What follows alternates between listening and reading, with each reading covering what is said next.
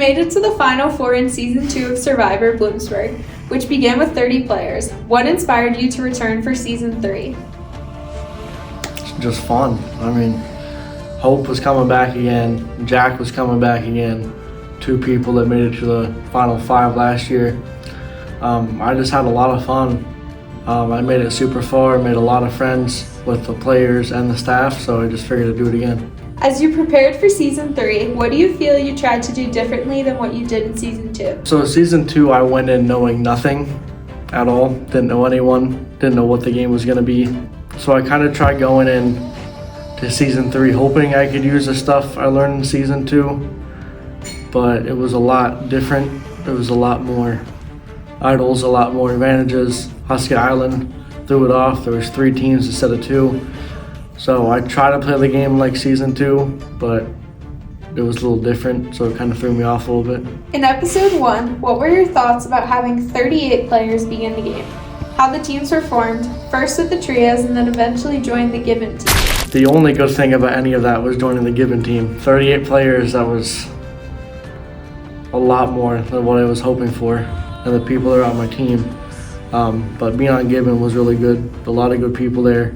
I think we went to Tribal Council once with the original Gibbon team. Did you have any initial pre-game alliances with any of the other returning players, or were you scoping out new relationships to build to hopefully get you to the merge?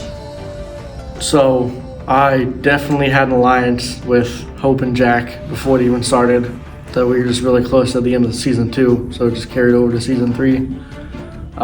Connor also reached out to me before the season even started and was talking about the game of one of the alliance, so it's pretty cool that we just ended up on the same team. But I was definitely sticking true to those alliances for sure, but I also wanted to make other alliances too.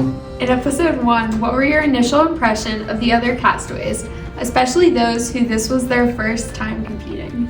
I don't know, again, like I didn't get to meet all of them. I still don't know all of them. In Episode 1, which was your favorite challenge and why? Probably the manic monkey relay. My part was scooping up the monkeys and then hanging them on the hanger. That part was really fun. We completely sold that challenge, but we're not going to talk about that. I did like the bamboo drop, but it was a little simple, and I didn't do the other one. Plus, I liked the relay races. At least I did. And then there was a lot of them, and I didn't like them so much. But yeah, the manic monkey relay. In Episode 2, OG Gibbon started to establish themselves even further as a very strong team in this competition. Who do you feel were the leaders of OG Gibbon and why?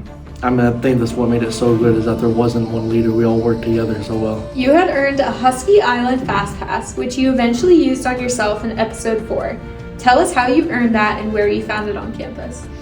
So I got that from the dancing video, from showing off my amazing dancing moves. I don't really know how to explain where it was. It was in a tree. Like if you were at the quad and you like walk past the left side of the library, there's like those garages or maintenance places or whatever, and it was to the left in one of the trees. In Episode 2 on the quad, walk us through which challenges you really enjoyed the most. I really liked the ping pong ball, bouncing into each other all the way down the quad, getting it in the bucket, and then taking the water bucket, carrying it with each other. We just, as a team, our communication with that challenge was just spot on. We did such a good job with that. It was a fun challenge. And if I'm correct, I think that our team finished that challenge before the other 2 teams were done with the first part. So we just flew through that one, and it was really fun.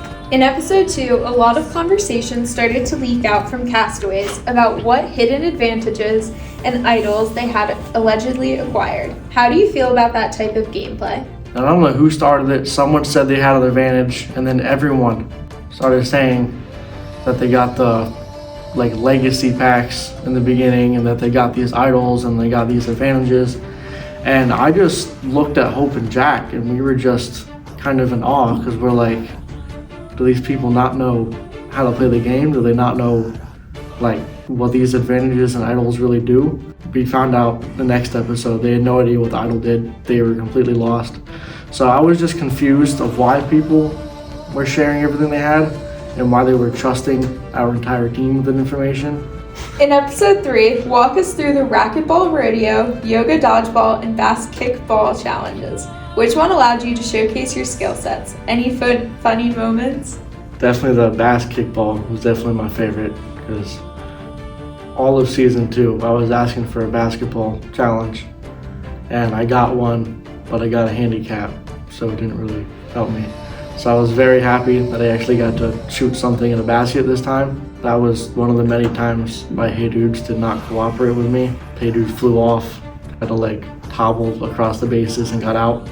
I should have, known then that Hey Dudes weren't the best thing to wear, but yeah, the bass kickball, I love shooting stuff in a basket, love basketball. You had left the rec center in episode 3 at some point during the competition. Where did you go, and if you found anything, what was it? I actually tried to leave multiple times, but kept getting followed by people. But I did finally leave. I went to the alumni house, and on a little picnic table, there was the bag, and it was a triple team trade swap that I didn't get to use, but I was gonna use. In episode 5, we saw Hayden Turner use a triple swap shake it up advantage, where he switched himself, Holly, and Hope on teams right before a tribal council. Were you planning to do something similar? If so, why didn't you? So what I was gonna do is I was planning on joining Hope's team. It was either between LESULA or Gibbon. The only reason I didn't join Gibbon is because we were all so close. So if we went to a tribal, I just figured they would vote me off again. So I went to LESULA with Hope, and I was planning on using it to trade either Holly or one of the other girls on that team to get Jack onto LESULA.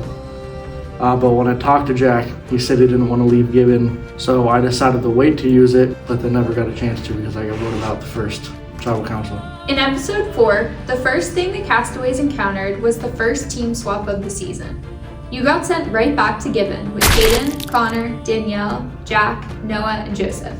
How did you feel about this new mix of members for the new Gibbon at this point? I was happy with our team because of the fact that we had still a strong bond with the people that were on our team with the original Gibbon members. And there was 2 others to where if we did go to tribal council, we had someone that we could vote off. But I was still very worried because season 2, I almost got voted off numerous times after the team swap. So I was comfortable, but I wasn't comfortable at the same time. A 4th team was created that night called LESULA, and they became the blue team. How do you feel a 4th team is going to impact the game moving forward? I thought 3 teams is more than enough, so I wasn't very happy when there was 4 teams, to be honest. I kind of figured at that point, since we had 4 teams, that it would be 2 teams going to tribal council and 2 teams getting immunity. I think that's how it was in the first episode of season 2. We had 4 teams, so I wasn't happy. I did not like that, but it is what it is. It is what it is. In episode 4, tell us about your experience with the safety blocks challenge and what worked/didn't work for your team. Our communication was good. We were talking the entire time. We were almost always able to get it up to where we had one more block we had to put on. But every time I got there, it was just one person made a small error that knocked it over. It was a different person every time, but we just couldn't get it. So communication was good, we just kept making small errors at the end. In episode 5 at the beginning, we saw several castaways, including yourself, jump into the pool before the very first challenge began, to search for ducks with goggles. Tell us what that was all about, and did you find anything valuable to use in the game? If you did, how come you didn't go searching for the advantage/idol in the time before tribal council? I was very excited when GK sent the text out that there was fugglers again. Very excited for those. Those helped me a lot in season 2. I knew we were looking for ducks. I didn't expect them to be in the pool, so I just saw Connor dive into the pool, come out with a duck. So I just also dove into the pool and got a duck. I sent my video to GK and I left my phone in the locker room. So I didn't see my phone or see the text till after I had already been voted out after the first challenge. So then I spent the next 40 minutes walking around in the rain trying to find this fuggler, hoping it would help me get out of Husky Island, but I never found it. So I didn't go looking for it just because I didn't really think about it at the time. I had to come out and do a challenge. I was already late, and then I went straight to tribal. Got voted out, went looking for it, didn't find it. In episode 5 of the poll, did you have a hunch that a blind side was coming to vote you out yet again? If not, who do you think was the original target for the vote? I had the feeling that I was on the chopping block. The only reason I did not play anything to either save myself or switch teams was just because there was other people that screwed up in that challenge. I didn't make a mistake in that challenge, at least not one that would have cost us the game.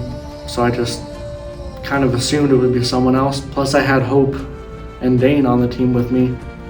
So I was hoping that one of them would have heard something if my name was thrown out there and they could have told me, so then I would have known to play something. I didn't hear anything. I should have known better than to just assume I was safe, and I should have played something. I misjudged it and thought it would have been someone else. You went into episode 5 with some other advantages and or idols. How come you chose not to play any of them? And looking back now, would you change that decision?